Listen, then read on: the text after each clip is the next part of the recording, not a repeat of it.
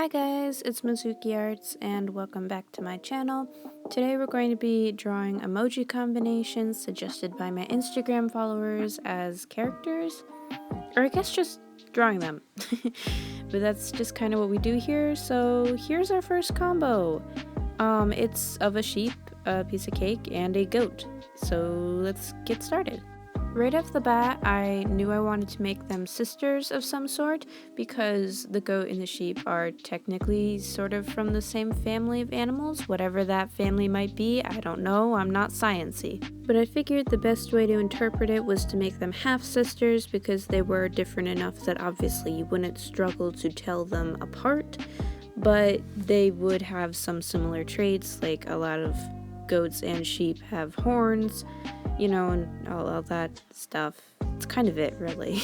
I also wanted them to look very close, like emotionally, like they both clearly rely on each other a lot, just because I wanted them to be interacting in some way, even if you couldn't tell what exactly they were doing in the image.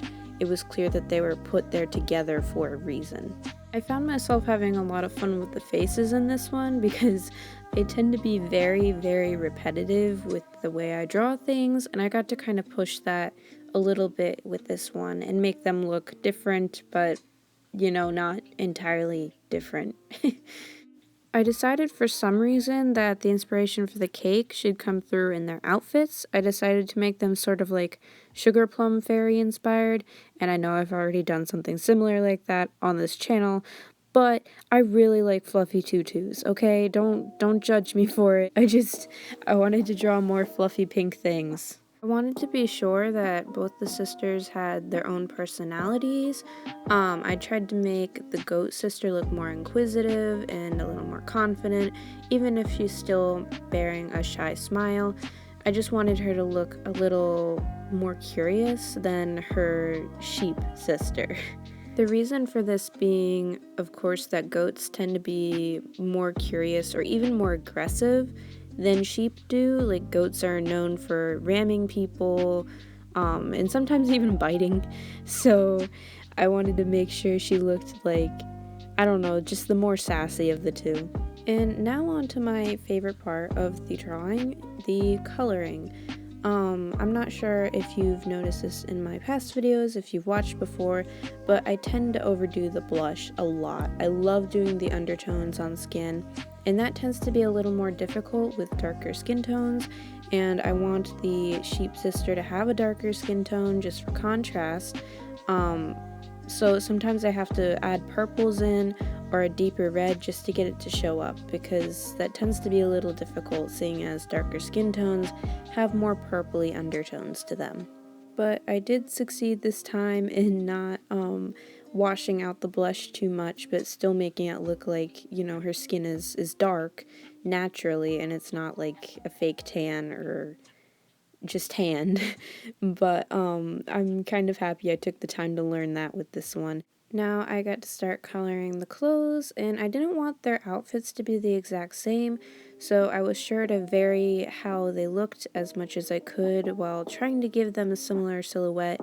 I gave them different tutu designs and different shirts, and I just generally let myself have a lot of fun with it and really just, you know, release the floodgates on my Lolita and ballerina obsession.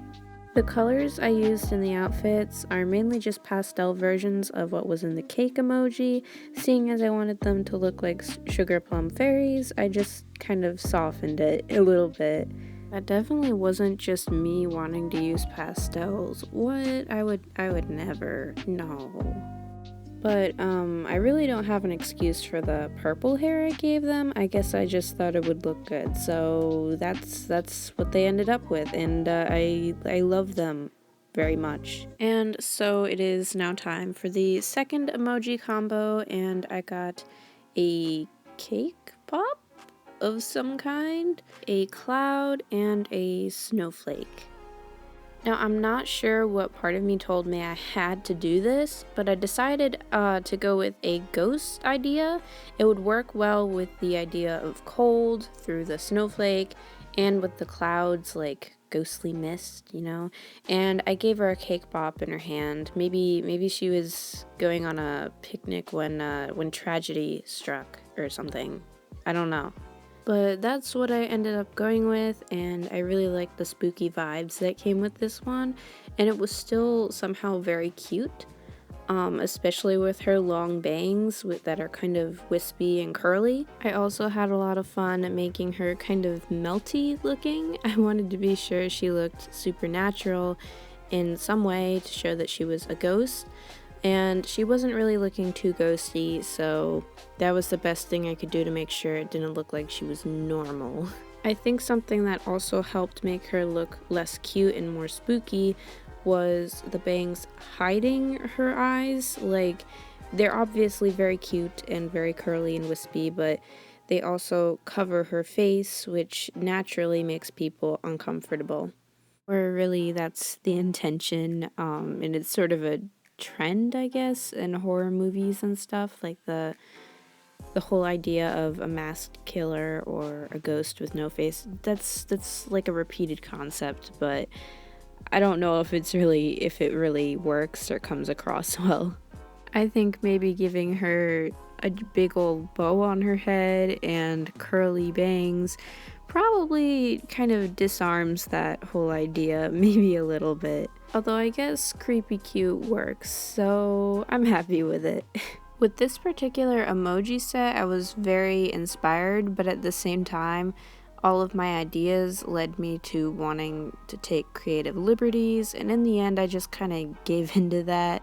In this particular case, it ended up with me basically leaving the snowflake emoji out until the very end when I just sort of subtly added it in with gel pens.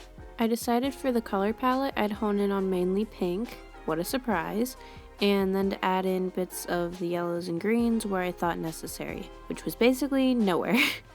Truthfully, I probably used too much pink in my drawings, but what can I say? It's my favorite color of all time.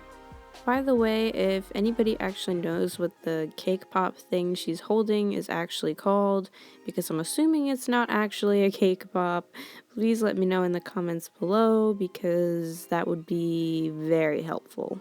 And at last, it's time for the last step of this drawing, which is basically just me taking a white gel pen or Sharpie marker and just scribbling all over the place. I don't know why I love this step so much, but I do it on every single drawing, and it just adds so much more texture. And of course, like I mentioned earlier, I went back in with a gel pen to add some texture, and voila! It is done. Yay. I think this drawing was one of the weirder ones in this video, but I think the last one is going to top that by quite a bit. So here's the final drawing. I'm having some trouble, but I'm fairly confident. The last emoji combo is a rainbow, a flower, and some sparkles, and I decided I wanted to draw a magician or an enchantress whose work had gone a little crazy. Basically, the whole idea was it was a magician that had never really been good at her work until she tried this fancy new wand, and suddenly she's very, very talented and doesn't know what to do. So that's what I've got. I was going to make her like barking up rainbow, like that weird Snapchat filter that was popular some years ago, but I decided that was too weird and I changed it. Our girl here has a little bit of wonky eye syndrome, but it's fine. She's still looking very cute, even though at this point on screen she's only like halfway done, and I gave her lots of pretty blush in my typical fashion. Although I'm pretty sure no matter how much colors I add on top of it, I can't cover up the fact that her wrist is looking very broken and her arm looks like it's made of Play-Doh, and her eyes are horrendously uneven, and I'll just ignore all that and just keep coloring. To honor the pink I put in all the other drawings, I gave her pink hair, but I tried to shift away from just using pink all the time by giving her a purple dress. Although I guess I didn't shift all that far, seeing as I colored the patches on her dress pink as well as the little bows. And finally, I was able to just add some little details again with my white Sharpie and hope that covers up my mistakes enough that it looks okay and is presentable. I think it looks okay. I don't know how I feel about this one, guys. I'm not really loving it. Although I do think the concept is cute, and I guess that works seeing as that was the intent of the original challenge anyway. Well, at least to create an interesting illustration, that is. So I guess maybe I failed on that one since I didn't like how the drawing turned out. But the other two are definitely very cute in my opinion, and I think my favorite is still the first one, seeing as I just love the stepsister or half-sister relationship between the two, and how I got to just draw lots of fluffy tutus. Thank you all so much for watching, and be sure to like and subscribe if you're new. Oh, and one more thing before I do my final greetings. I now have a coffee page. There's a link down below if you want to go see it.